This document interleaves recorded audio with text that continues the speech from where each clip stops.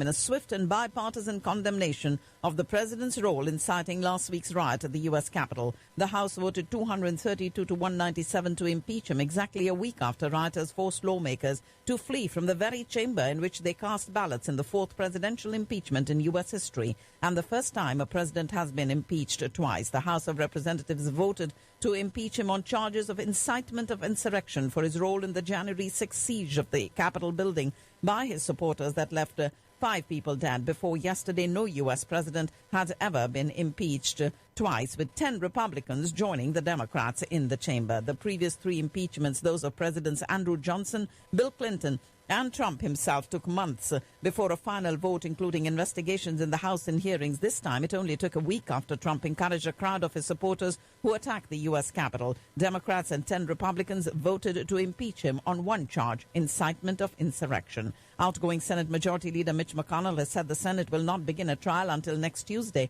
at the very earliest, which is the day before Democrat Joe Biden is sworn in as president. Unclear for now exactly how that trial will proceed and if any Senate Republicans will vote to convict Trump. Even though the trial won't happen until he's already out of office, it could still have an effect of preventing him from running for president again. With just a week left in his term, President Donald Trump watched on television as he made history, becoming the first president to be impeached twice. Sources close to him said he grew angry as he watched some Republicans admit his culpability in the violence at the Capitol. More than 20,000 National Guard members could be in the nation's capital to help secure President-elect Joe Biden's inauguration. National Guard troops defending the Capitol have been briefed on the potential for additional IED threats. And 13 subway stations in Washington, D.C. will close this weekend until after the inauguration. We do have outgoing President Trump, who may be skipping the inauguration of President-elect Joe Biden and Vice President-elect Kamala Harris, but his once loyal Lieutenant Mike Pence is reportedly expected to attend the event. This is at least the second time this week that Mike Pence, who has been unwaveringly his loyal supporter over the past 4 years, has publicly broken from the president. Earlier this week, he defied Trump by certifying Biden's electoral victory. President Trump may hire a law professor who spoke at his rally before the riots at the U.S. Capitol to help defend him in the impeachment trial over a charge that he incited the violence. John Eastman, who joined Trump's personal lawyer Rudy Giuliani on stage on the January 6th rally, is being considered for a role on Trump's defense team. President Trump is reportedly taking out his frustrations on his personal attorney and longtime friend, former New York Mayor Rudy Giuliani, and is doing it in classic Trump fashion by refusing to pay him. The Washington Post said he was unhappy with Giuliani's demand for $20,000 a day in fees and has privately expressed concern with some of his attorney's moves. Republican Senator Ted Cruz is facing a growing backlash from congressional colleagues who say he was partly responsible for the riots at the U.S. Capitol last Wednesday, with reports suggesting he could face a formal censure. Former U.S. presidential hopeful and tech entrepreneur Andrew Yang has announced that he's going to run for mayor of New York City in an election this year that he is an early favorite to win.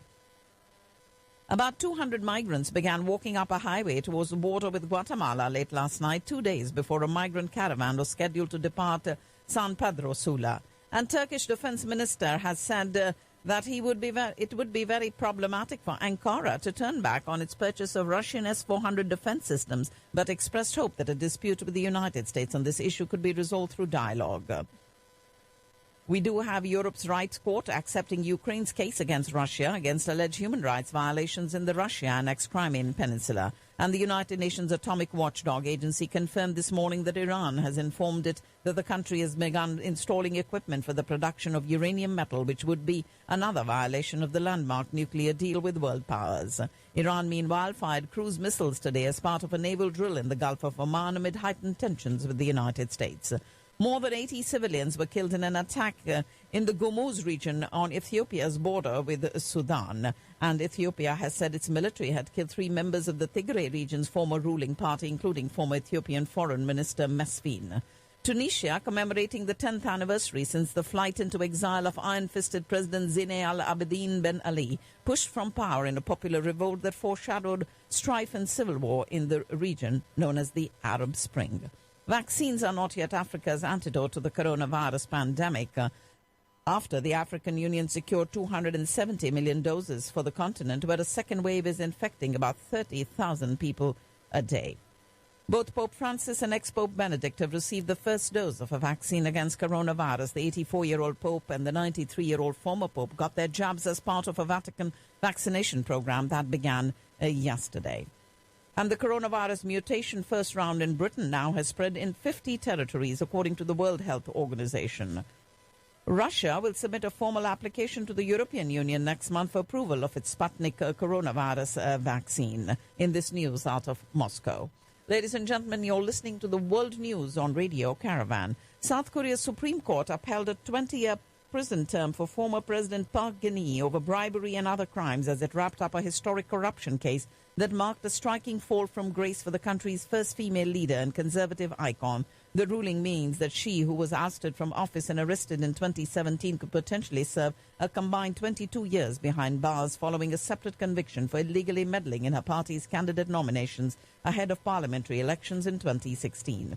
The once-delayed Tokyo Olympics may not go ahead this summer as planned as the COVID-19 pandemic rages. This according to a Japanese cabinet minister in Tokyo, saying the host needs to be ready for anything.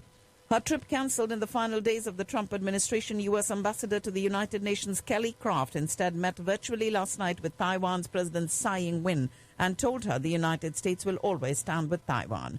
Nepal's Foreign Minister Pradeep Kumar Gaiwali embarked on a 3-day visit to India, during which he is going to attend the 6th meeting of the Nepal-India Joint Commission and discuss the entire gamut of relations, including COVID-19 cooperation and border disputes with his Indian counterpart S. Jayashankar. Tesla Inc. recently entered India and got itself registered as Tesla India Motors and Energy Private Limited with the Registrar of Companies in Bengaluru. After years of contemplation, Tesla has now entered India, and the announcement came in just after Union Minister Nitin Gadkari disclosed the news of Tesla's India entry. Prime Minister Modi is going to address a Startup India International Summit that begins tomorrow with over 200 global speakers. The 2-day summit is focused on enhancing multilateral cooperation and engagement with countries globally to collectively develop and strengthen the startup ecosystems. And Prime Minister Modi will address these participants from over 24 countries at the 2-day event.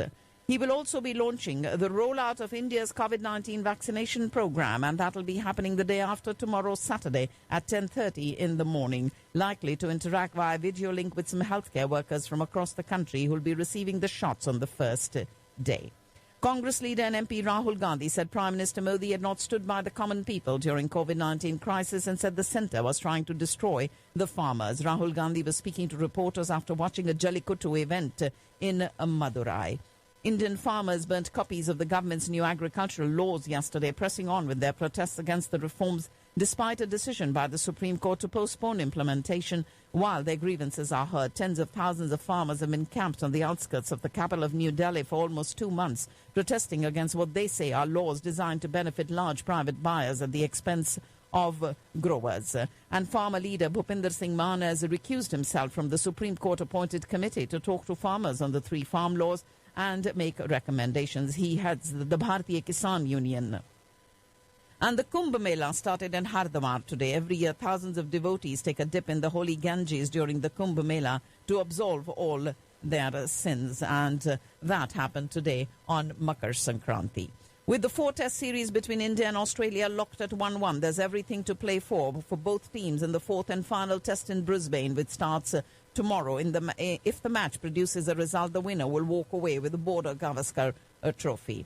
And while giving a mixed reaction to the statements made by his critics, Pakistan bowling coach Waqar Younis said things would get better soon and hoped the team would fare well in the forthcoming home series against South Africa. The initial 20-member squad of the Pakistan cricket team for the 2-test matches series will be announced by the new chief selector Mohammad Wasim in Karachi, and that should be happening tomorrow. Wasim had a meeting with the coaches of the senior and junior teams, including head coach Misbah-ul Haq, bowling coach Waqar Younis, and junior team coach Ijaz Ahmed yesterday. The Islamabad High Court restrained Naeem Bukhari from working as chairman of the Pakistan Television while hearing identical petitions against his appointment.